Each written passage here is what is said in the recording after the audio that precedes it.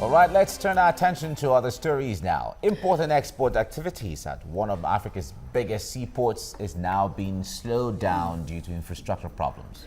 Commuters complain about the state of the road, which is now deplorable. They also complain that several lives are lost on that road almost on a daily basis. Now, TVC News' Joke Lijaju has been monitoring development on that road for some time.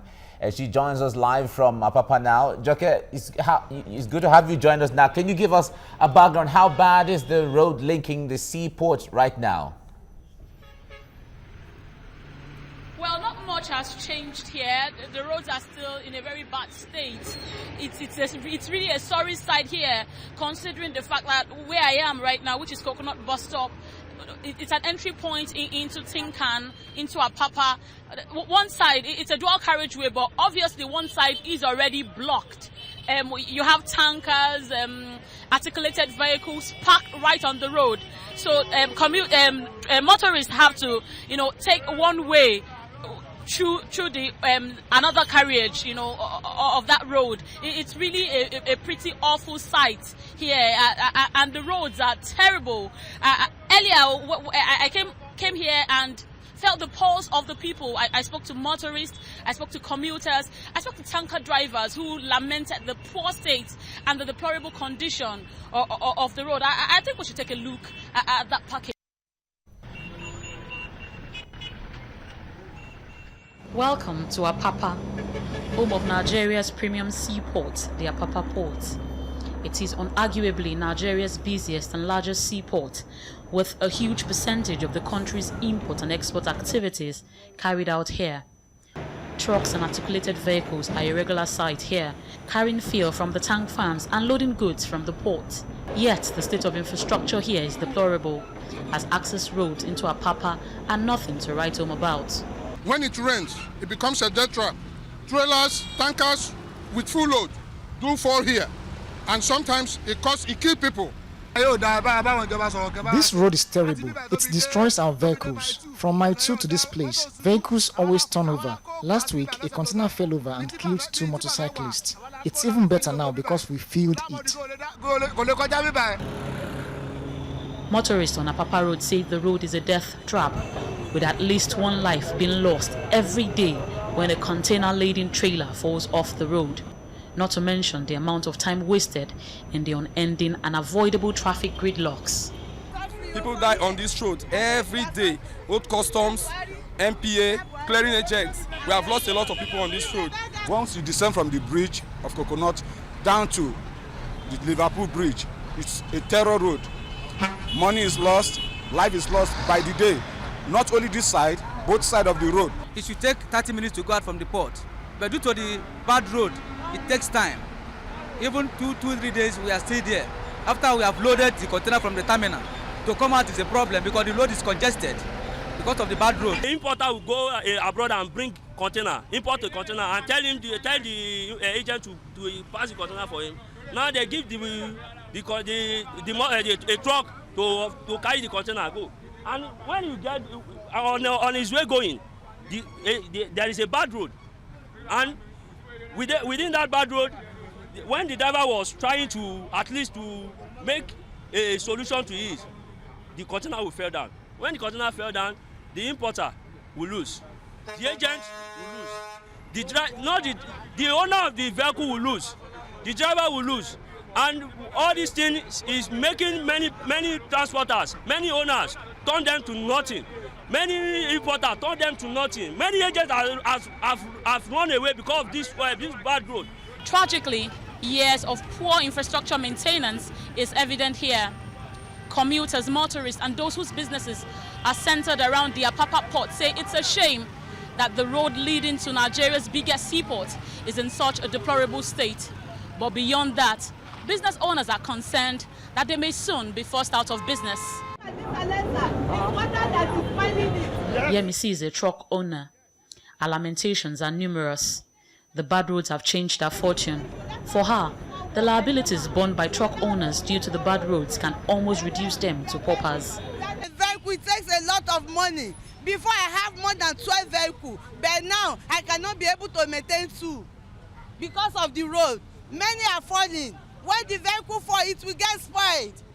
And the container owner, they will hold me responsible. And it's not my fault. Look at the road. Ibafon Market is located around Coconut Bus Stop, an entry point into Tinkan Port from the Apapa Oshodi Expressway. Traders here are having a tough time getting customers, and they all blame it on the state of Apapa roads. The road is very bad, so we don't have customer. Because of this, it's affecting us. Our customer used to go to other places because of hold up, bad road. Every day by day, container fell here every day, and it used to affect our business here. Our customers have been going to another place. We have been having difficulty here to leave. Commuters, motorists and business owners want government to put in place palliative measures to ameliorate their sufferings. Jokeli Jadu, TVC News, Lagos. Very a crying shame, to say the least there. Jokeli Jadu, now, last year, I think in November, the Senate Committee on Customs, Tariff and Excise actually visited that road to assess for themselves the situation. What has happened since that inspection by the Senate Committee? Do you have any ideas? I don't think we've seen much changes since they visited this place. According to some of the drivers, the tanker drivers and the articulated vehicle drivers that I spoke to yesterday, they said that when the committee was coming, of course they had to do some temporary palliative measures by trying to fill some of the bad spots. But as it is right now, as in what we have here, you can't really call them potholes. You can refer to them as gullies. You have very deep gullies in the middle of the road. I have to take a step now because there's a vehicle carrying a container, and it's a very big risk, because a lot of times we hear that these containers tend to fall over because of the state of the roads. So that's how it is. Nothing much has changed since the committee visited this place last year. Okay, we know that the roads there are under the federal government. They are federal roads. Is there any, from what you have heard, is there any effort by the Ministry of Works to handle or to carry out any repairs of the road?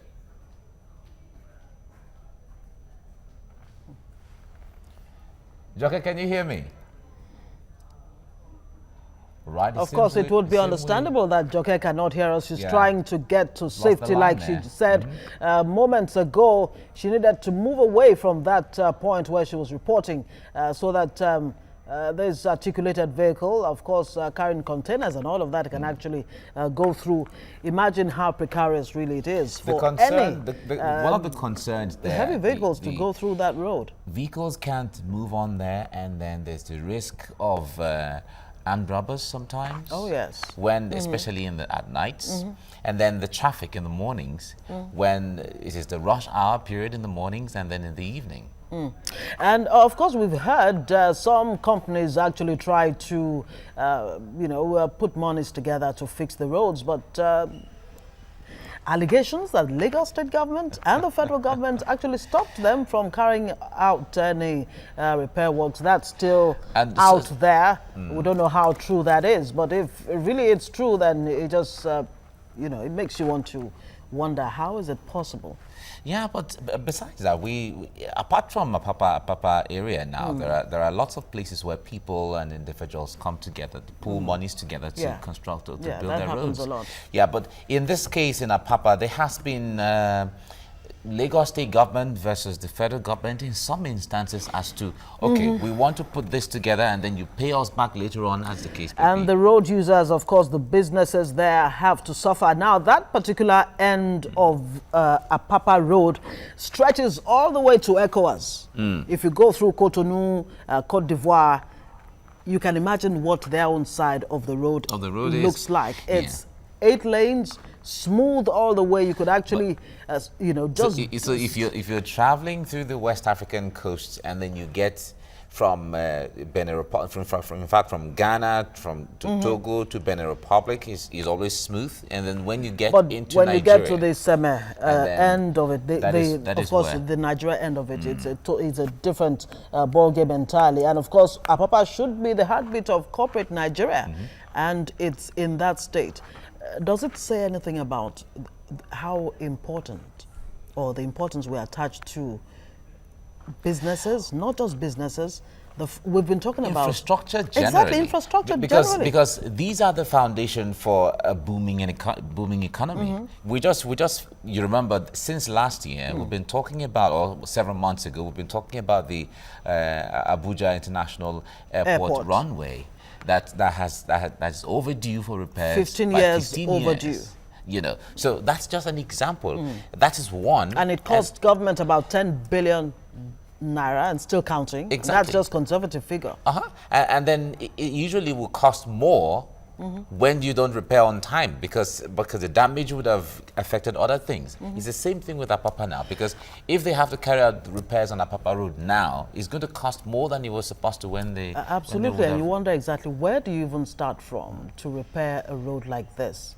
How do you even begin? How do you begin to think about it? Don't worry. But it's better to just do it, because the more we delay it, the more expensive it will get. Don't forget, the naira is not exactly where it should be now, and you know we need a lot of forex and all of that.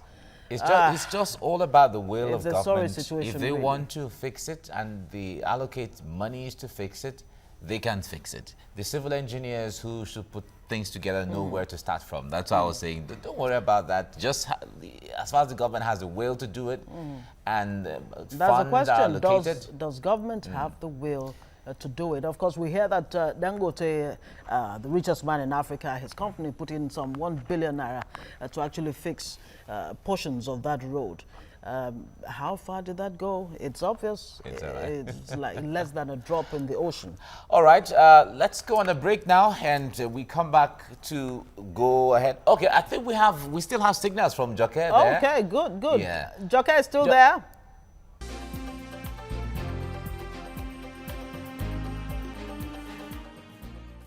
Right, if you're just staying with us, if you're just joining us, you're watching TVC Breakfast, and we have been following development, the bad state of road in Apapa axis, that's Apapa area in Lagos. That road leads to one of Africa's largest seaports.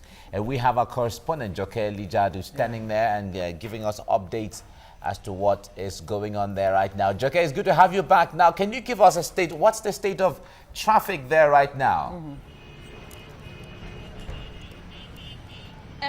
Mike, can you just take that again? Yeah, I'm asking what's the nature of traffic where you are? Traffic is free flowing for now, because you know, people are coming from the, and obviously a lot of people have sought to find alternative routes, but for now traffic is flowing well here. Of course, we're looking at live pictures right there with Joke Lijadu from Apapa.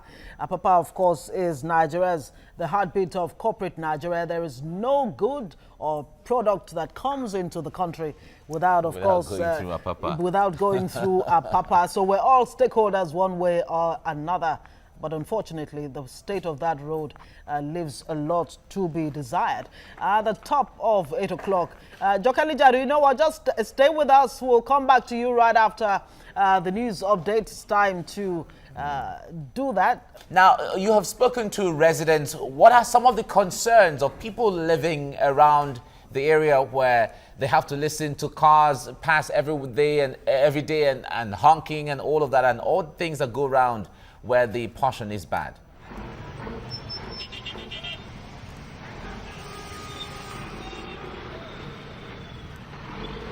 Yeah.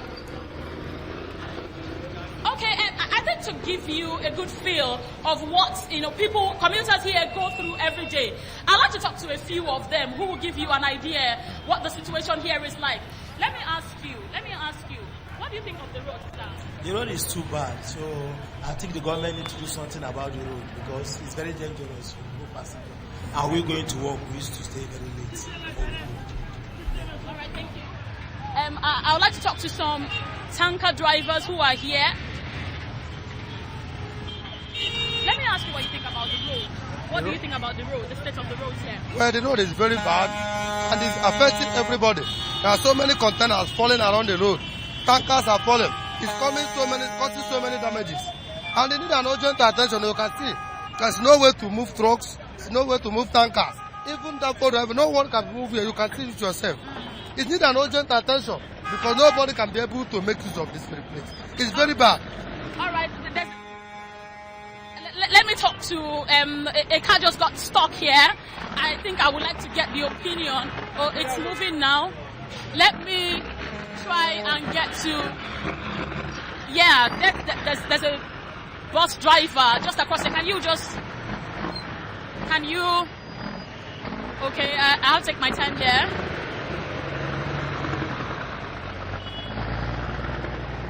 Okay, I want to speak to a bus driver who is just across. Okay, let me ask you what you think about this road. My sister, this road is bad. Federal government should do something on this road. You see, I'm following one. It's not supposed to be done. This road is bad. We are begging them, let them do something on this road. Thank you. All right, I'm still waiting to try to get to one of the tanker drivers who, ply these roads and obviously, are in tune with the situation here. All right, Joke, while you're trying to get a tanker driver to speak with, please stay safe. Of course, if you're following this report closely, you would realize that there's a lot of environmental hazard going on there too. The trucks are emitting all kinds of carbon monoxide into the atmosphere, and it makes you wonder if anybody is really checking these vehicles, their roadworthiness and all of that. But at this point, let's bring in Fola Dele to give us a pulse of what Nigerians are saying. Very interesting to see Joke trying to get people to talk to there. I really hope she can get a tanker driver to speak to. But just to quickly take some reactions and find out what people are saying online.